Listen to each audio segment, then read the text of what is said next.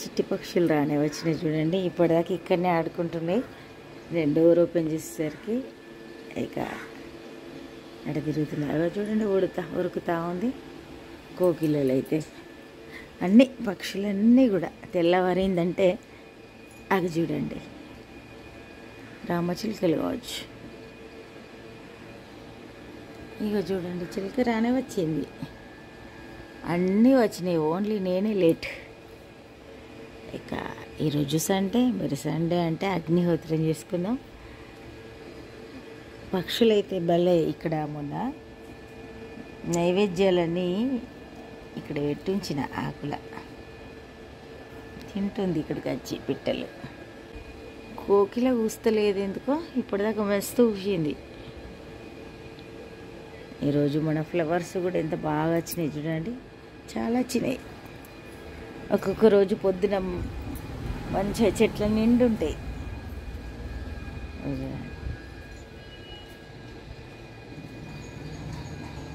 మళ్ళీ అంతే. ఓకే, ఈ ఫ్లవర్స్ని చూసినామంటే తొందరగా అన్నీ చేసి పూజ చేసుకోవాలి. ఇప్పుడు మన పూజ సంపూర్ణమైంది.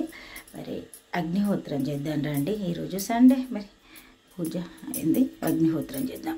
అగ్నిహోత్రం చేసుకోవడానికి అన్నీ సమకూర్చుకుంటున్నాయి. ఇక చూడండి సూర్యకిరణాలు లేత సూర్యుని కిరణాలు ఎక్కడ పడుతున్నాయి. అన్నీ ఇట్లా తెచ్చి పెట్టుకోవాలి. చూడండి అన్నీ సిద్ధం చేసుకున్నా. చూడండి అగ్నిహోత్రం ఎంత సింపుల్గా అంటే అంత సింపుల్గా చేయొచ్చు. మనకు టైం ఉందంటే మంచిగా 108 సార్లు అయినా గాయత్రి మంత్రం చదువుకోవచ్చు. మనకు టైం లేదంటే 11 టైమ్స్ చదివి ఆహుతి సమర్పణ చేయొచ్చు. ఇక అట్లా ఏదైనా అంతే.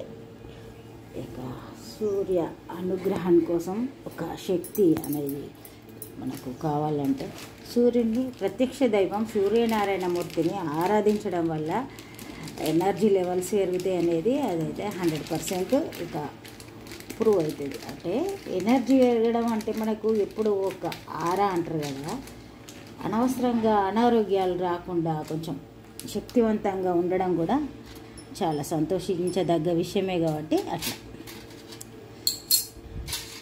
సూర్య ఉపాసన అనేది శక్తిని ఇవ్వడానికి ఉపయోగపడుతుంది.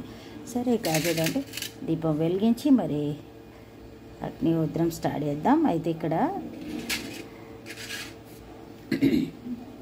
ఎప్పుడు దీపం వెలిగించిన శుభకార్యానికి మనం దీపం వెలిగిస్తే ఇట్లా ఒక్క దగ్గరనైనా కొంచెం కుంకుమ ఉండాలి. 5ంటికి పెట్టచ్చు, కానీ ఇవన్నీ చేసేసరికి లేట్ అవుతుంది కదా. ఇక్కడ ఒక్క దగ్గరనైనా కనీసం కుంకుమ ఉండేటట్టుగా చూసుకోవాలి. ఎక్కడ మనం దీపం వెలిగించినా ప్రతి శుభమైన దానికి కుంకుమ కంపల్సరీ దీపానికి ఉండాలి. ఇక్కడ బియ్యపు గింజలు, ఇక్కడ బెల్లం నైవేద్యానికి, వాటర్ సమర్పించడానికి. ఇక ఇప్పుడు స్టార్ట్ చేద్దాం. మరి ఈ మంత్రం నవగ్రహ స్తోత్రం కూడా చదివిన. ఇప్పుడు ఓం ద్రాం ఓం గురు దత్తాయ నమః, ఓం ద్రాం ఓం గురు దత్తాయ నమః, ఓం ద్రాం ఓం గురు దత్తాయ నమః, ఓం త్రయం. ఇప్పుడైతే మహామృత్యుంజయ మంత్రం, తర్వాత గాయత్రి మంత్రం. ఇక 2 అయిన తర్వాత ఆహుతి సమర్పణ చేయాలి. అయితే మనం ఆహుతి సమర్పణ చేసే టైంకు సూర్యుడు అప్పుడే మనకు కనిపించేటట్టుగా చేయాలంటారు. ఇక ఎన్ని పనులు మనకు మొత్తానికి 8 లోపల చేయడానికి ప్రయత్నం చేస్తా. సరే ఇప్పుడు ఆహుతి సమర్పణ చేద్దాం. మరి గోత్రం అయిపోయింది, ఆదిత్య హృదయం పారాయణ కూడా అయింది.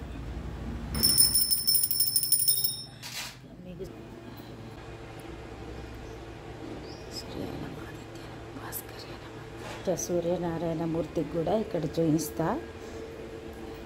ఇతోటి అగ్నిహోత్రం సంపూర్ణమైంది. ఇప్పుడు సూర్యునికి అర్ఘ్యం సమర్పిద్దాం. చూడండి స్టవ్ మీద పాలు పెట్టినాం. ఇక ఇప్పుడు చాలా రోజుల నుండి బ్రేక్ఫాస్ట్ ఏదో ఒకటి చేసుడు అవుతుంది. పూరి చేయమంటే ఇక పూరి చేస్తున్నా. ఇక అంతే, ఏదో వాళ్ళకి ఇష్టమైనది చేసి పెడితే సంతోషం. అంతే. చాలాసార్లు నేను సండే పూరి చేస్తుంటే కదా, ఇక ఈ మధ్య అట్టే చేస్తలేను. అయితే ఏదైనా కానీ ఒక్కరే అని చేయాలంటే యాస్ట్ వస్తుంది. ఇప్పుడు అగ్నిహోత్రం చేసుకునేసరికి ఇక పొద్దుటి నుండి పనులు ఉంటాయి కదా, అన్నీ చేసేసరికి ఇంకా ఎందుకు అని అనిపిస్తుంది. కాకపోతే ఏదైనా ఈ అన్నం తింటే ఓ 4 గంటలకు అరుగుతుంది, అయిపోతుంది. అట్లా కాకుండా అన్నం కానీ మనం ఆహారం తీసుకునేది కానీ మనం చేసే పూజలు, వ్రతాలు కానీ, నోములు కానీ, ప్రతిరోజు ఒక కార్యక్రమం దీక్ష కొద్ది కొన్ని సంవత్సరాలు చేస్తే మనకు అది ఎప్పుడో ఉపయోగపడుతుంది. అందుకే దైవారాధన ఎప్పుడు అస్సలు మరవద్దు. ఇక సూర్యారాధన, ఇక మనకు సూర్యారాధన చాలా విశిష్టమైనది, శక్తివంతమైనది. అయితే పంచభూతాలు మనకు ఫస్ట్ పంచభూతాలే మనం మొక్కేది.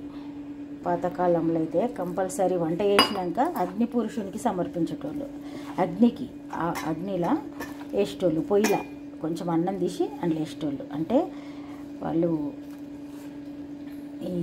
ఇప్పుడు అగ్నిహోత్రం మనం చేస్తున్నాం కదా, ఆహుతి సమర్పణ, మనం బియ్యంతో ఆహుతి సమర్పణ చేస్తున్నాం కదా, అట్లనే వాళ్ళు అన్నంతో చేసేటోళ్ళు. ఇక ఇప్పుడు మనం చండీ హోమం అట్లాంటివి చేసినప్పుడు బెల్లపండమే చేస్తారు ఆహుతి సమర్పణకు. అన్నంతో ఆహుతులు ఇస్తారు చండీ హోమం ఇటు చేస్తే. అట్లా అంటే ఏ పని చేసినా కానీ అట్లా ఒక గూఢార్థం ఉండేటట్టు పాతకాలం వాళ్ళు డిజైన్ చేసిండ్రు. ఎందుకంటే అన్నం వండేటప్పుడు నేను చిన్నప్పుడు అమ్మమ్మ వాళ్ళు పొయ్యిలా ఇట్లా అన్నం తీసి వేసేటోళ్ళు, అది చూసిన నేను. ఒక 2 చుక్కలు అట్లా వేసేటోళ్ళు. అంటే వాళ్ళు అగ్నిహోత్రం చేసినట్టే, కాకపోతే అదంత గూఢార్థం వాళ్ళకి చెప్పేటోళ్ళు లేరు.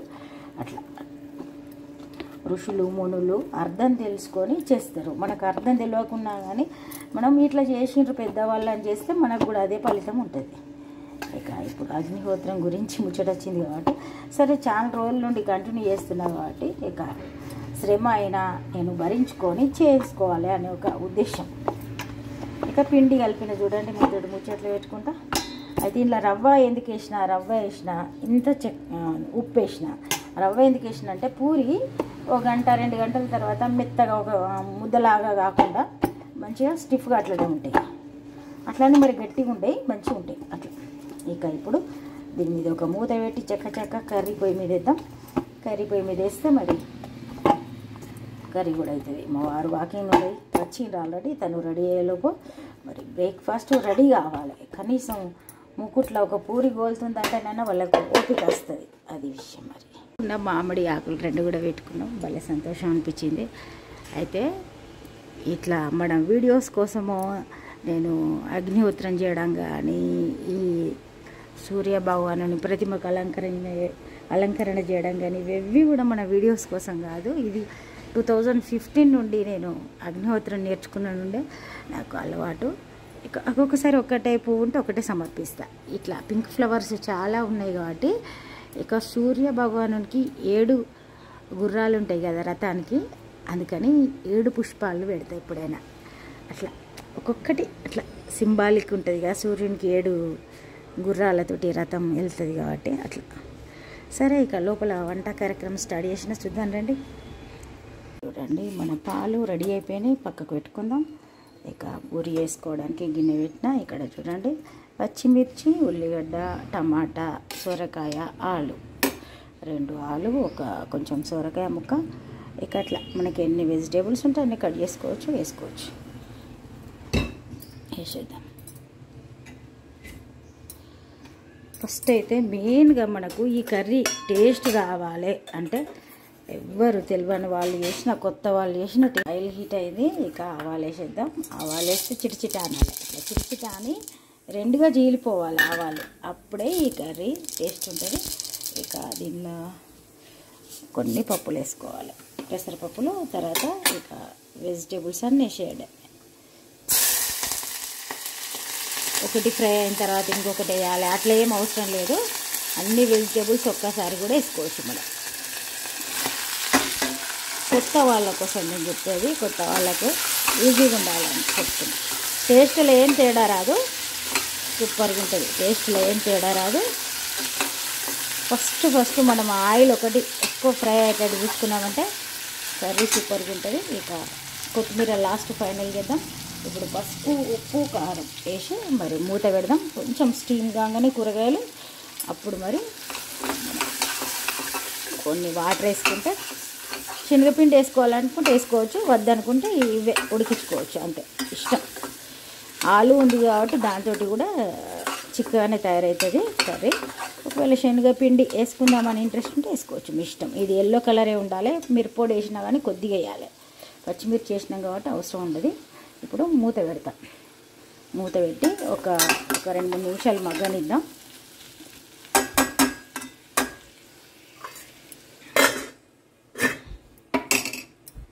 ఆనియన్స్ గిట్లా చూస్తే మనకు ట్రాన్స్పరెంట్గా కనిపిస్తాయి. ఒక 2 మినిట్స్ మగ్గిపోతే సరిపోతుంది.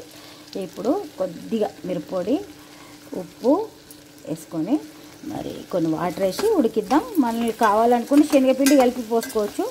శనగపిండి పోయకుండా కూడా ఏం కాదు, ఎందుకంటే ఆలు ఉన్నాయి. తర్వాత కొద్దిగా పప్పు గింజలు కూడా వేసినా కాబట్టి శనగపిండి వేయకుండా ఏం కాదు. ఇక్కడ చూడండి, పుదీనా, కరివేపాకు 2 వేస్తున్నా. కొత్తిమీర ఫైనల్గా వేసుకోవచ్చు, అది కూడా ఇప్పుడు వేసుకున్నా ఏం కాదు.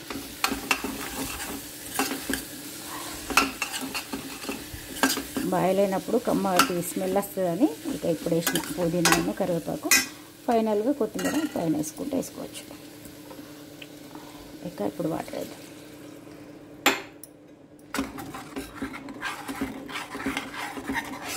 ఇంట్లో నేనైతే అల్లం పేస్ట్ వేయలే. అల్లం వెల్లుల్లి పేస్ట్ కూడా వేసుకోవాలనుకుంటే వేసుకోవచ్చు, మన ఇష్టం అది. ఇక నాకు అంటే ఇంట్లో అవసరం లేదని నేను అనుకున్నా కాబట్టి వేయలే. అట్లా మీకు కావాలనుకుంటే వేసుకోవచ్చు.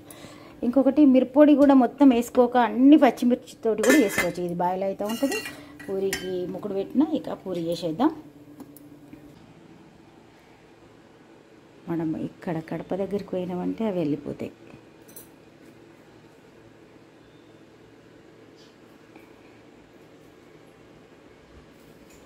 అది చూడండి, అసలు కడపకి ఎంత దూరంలో ఉన్నా నేను, ఇక్కడికి వెళ్ళినా లేదు పోయింది. అయితే ఇక్కడ కర్రీ ఉడుకుతుంది. ఇక చూడండి, శనగపిండిని ఒక 2 స్పూన్లు కలిపిన ఇందులో వేసేద్దాం. ఇక వేసి కలిపినాం అంతే. కొంచెం చిక్కగా మారుతుంది. ఇక ఇప్పుడు మనకు ఆయిల్ హీట్ అవుతుంది, పూరి వేసుకుందాం. ఇక చూడండి, పూరి వేసేద్దాం. మరి స్టోరేజ్ ప్రాబ్లం వల్ల ఇక అడుగడుగున సమస్యలే అన్నట్టున్నాయి.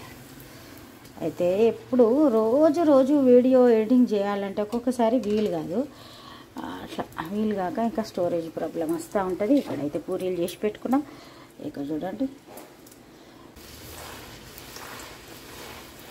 ఇట్లా అన్నట్టయితే మంచిగా పొంగుతుంది. అయితే చాలామంది పూరి వేస్తే పొంగది, అస్సలు బాగుండేవి.